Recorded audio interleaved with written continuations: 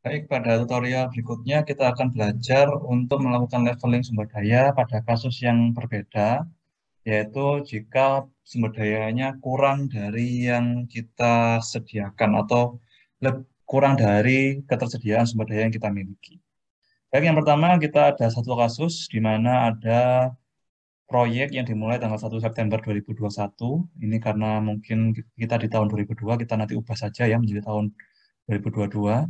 Menggunakan 7 hari kerja dan maksimal jumlah pekerja per hari adalah 7 orang. Pekerjaannya seperti ini, kita coba langsung simulasikan di MS Project.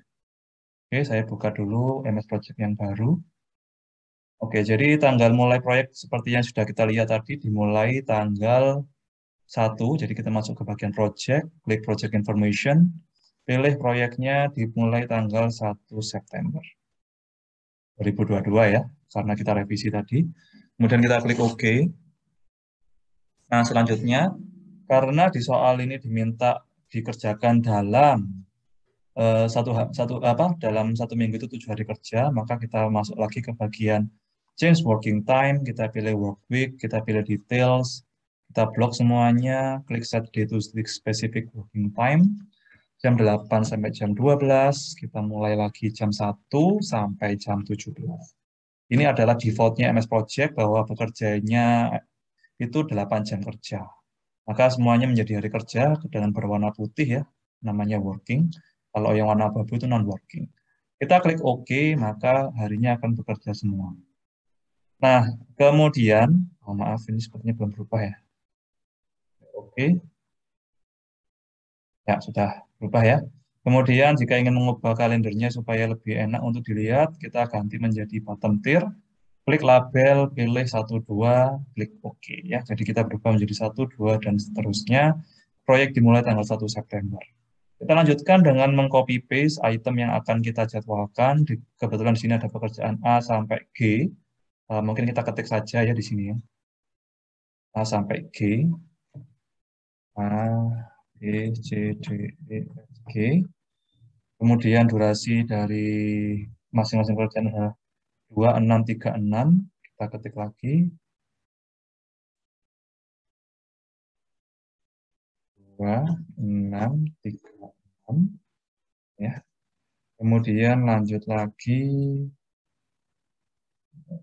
E-nya itu 1 hari. Kemudian F-nya 3 hari. G-nya 2 hari. Kemudian kita lanjutkan dengan mengisi predecessor ya. Jadi predecessor ini karena pekerjaan B ini menunggu pekerjaan A, sementara A itu adalah nomor 1, maka kita ketik di sini predecessornya adalah 1. Kemudian pekerjaan C ini predecessornya A, berarti juga sama, kita ketik 1. Kemudian pekerjaan D ini predecessornya B, B itu nomor 2, berarti kita ketik nomor 2. Kemudian ini juga nomor 2. Kemudian F itu nomor pekerjaan E, yaitu nomor 5. Kita ketik nomor 5. Dan G itu adalah pekerjaan F nomor 6. Nomor 6. Nah, kita lanjutkan dengan cara masuk ke dalam MS Project lagi. Kita lakukan yang namanya auto schedule. Kita blok semua, pilih task, pilih auto schedule. Kemudian kita klik pekerjaannya menjadi di bagian format, klik project summary task untuk mendapatkan total proyek pekerjaan kita itu berapa lama ya. Ini adalah 14 hari. Untuk memunculkan pekerjaan kritis kita klik critical task. Jadi ini kritis semua ya, kecuali yang pekerjaan C. Kita klik view, pilih highlight, pilih yang critical. Maka yang pekerjaan kritis akan berubah menjadi warna kuning seperti ini. Sementara yang C adalah pekerjaan yang non-kritis. Kemudian kita klik format, kita klik yang namanya select. Ya, select itu apa? Select itu adalah pekerjaan yang non-kritis itu punya batas dia boleh terlambat. Nah, select ini adalah batas maksimal yang dia boleh gunakan untuk terlambat, tapi tidak sampai merubah durasi total proyek. Nah, gampangnya begini. Kalau pekerjaan ini molor menjadi 4 hari, kita tidak ada masalah ya. Durasi proyek tetap 14 hari. Tapi kalau dia ini molornya kebangetan ya, 15 hari misalnya, nah dia akan menjadi pekerjaan kritis baru. Nah, itu singkat konsep mengenai Slack. Kemudian yang kita lanjutkan berikutnya adalah kita mengisikan yang namanya sumber daya. Maka kita masuk ke bagian ini, namanya adalah resource sheet. Di situ ada namanya pekerja ya. Kita ingin perkenalkan dengan maksimal 1 hari 7 orang. Nah, kalau sudah terisi, kita masuk ke bagian sini, di bagian Gantt chart. Kita akan mulai mengisikan resource name. Nah, ini kita lihat dari soalnya dulu, kerjanya berapa ya.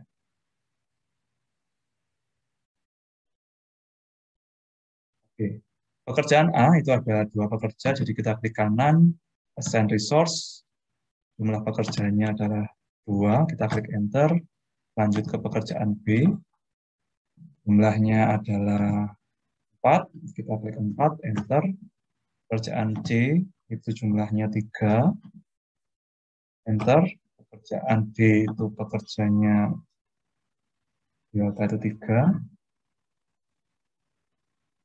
kemudian 1, 3, 2, 1, ini 3, ini 2. Ini di sini ya. Nah, kalau sudah selesai, kita klik di sini, kita akan lihat bagaimanakah penjadwalan sumber dayanya. Nah, jadi kita masuk ke sini, view, masuk ke bagian details, kemudian pilih yang namanya resource graph. Setelah masuk ke resource graph, kita bisa lihat di sini alokasi sumber daya. Nah, ini ya. Jadi sumber daya di sini memang tidak ada yang melebihi kapasitas jumlah 7 orang. Tapi secara konsep, yang namanya sumber daya itu tidak boleh dengan jumlah yang naik turun seperti ini ya. Jadi menjadwalkan sumber daya yang naik turun seperti ini itu buruk karena apa? Akan merugikan proyek. Sebagai contoh, di hari pertama kita mendatangkan 50 orang, tiba-tiba di hari kedua kita memulangkan 20 orang karena cuma butuh 30 orang. Di hari ketiga kita nambah lagi 40 orang. Nah, hal seperti ini tidak bagus karena apa? Orang tukang itu yang datang ke proyek itu ingin kerja dalam durasi waktu tertentu yang menetap ya. Dia nggak mungkin hari ini kerja di proyek ini kemudian pindah lagi ke proyek yang lain besoknya. Nah, itu tidak efektif. Maka cara menyusun jadwal yang bagus adalah seperti ini. Dari awal sampai akhir jumlahnya naik ya. Nah, ini bagus ya. Artinya ada pekerja yang sejak awal 20 orang ini kerja selama 4 hari. 1, 2, 3, 4. Kemudian ada 10 tukang di hari kedua tambahan dibandingkan hari pertama yang bekerja nanti selama 3 hari. Begitu seterusnya hingga pekerjaan itu selesai di hari keempat. Kemudian penjadwalan yang bagus lagi adalah yang seperti ini. Dari awal sampai akhir jumlahnya rata, atau yang baik juga adalah dari awal jumlahnya banyak, kemudian lama-lama berkurang, atau yang sering terjadi di proyek adalah seperti ini. Di awal jumlah pekerjaan sedikit, lama-lama semakin banyak, kemudian ketika pekerjaan sudah mau selesai, atau tinggal sedikit, jumlah pekerjaan semakin berkurang. Nah, ini adalah konsep menjadwalkan sumber daya yang bagus dan baik dan benar ya, agar tidak merugikan proyek. Karena terkadang ketika kita harus menaik turunkan jumlah sumber daya, itu akan sulit tercapai karena sumber dayanya itu sudah ada di proyek lain misalkan. Dan untuk mendatangkan itu butuh waktu yang otomatis akan membuat produktivitas pekerjaan semakin berkurang. Nah, pada kasus ini, sumber daya yang kita miliki itu naik turun. Naik turun. Nah, baik. Sehingga jika melihat kasus tadi, maka pekerjaan ini harus dilakukan leveling sumber daya ya. Dengan cara kita harus memindahkan pekerjaan yang tidak kritis ini di hari yang lain. Nah, karena di tahap ini kita tidak bisa lagi melakukan leveling ya. Jadi untuk diketahui ya, ketika kita melakukan klik resource, kemudian level all, ini tidak akan terjadi apa-apa karena pekerjaan yang ada di sini itu tidak mengalami over allocated atau jumlah sumber daya yang melebihi kapasitas. Nah, jika terjadi kasus seperti ini, yang kita lakukan adalah memindahkan pekerjaan yang tidak kritis ini secara manual. Ya. Jadi kebetulan ini cuma satu yang tidak kritis, jadi saya pilih pekerjaan ini kita undur ya, kita geser ke kanan ya. Nah, ternyata ini sudah kita geser 1 hari masih naik turun ya. Kita geser lagi 1 hari. Cara gesernya adalah klik sampai muncul simbol seperti ini, kemudian klik kiri tahan, geser ke kanan ya. sorry. Nah, seperti ini. Nah, ini masih belum. Kita geser lagi 1 hari. Nah, masih belum juga. Kita geser lagi 1 hari. Nah, jadi pekerjaan yang awalnya dia dikerjakan di hari ketiga berubah di hari ke-7 ya. Sebagai akibat apa? Supaya memenuhi standar cara dalam menjadwalkan proyek yang baik, yaitu proyek itu kalau bisa dari awal itu jumlahnya naik, kemudian itu turun. Nah, itu adalah cara menjadwalkan sumber daya yang optimal.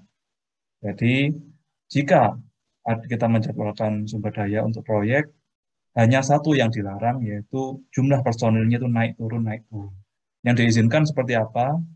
Konsisten ya, dari awal sampai akhir jumlahnya sama, atau dari awal sampai akhir jumlahnya terus naik, atau yang ketiga, dari awal jumlah pekerjanya banyak, kemudian turun, turun, turun, sampai akhirnya proyeknya selesai, atau yang terakhir, opsinya adalah pekerjaan itu jumlah pekerjanya dari awal naik, kemudian lama-lama turun. Oke, demikianlah tutorial di cara untuk melakukan leveling sumber daya. Terima kasih.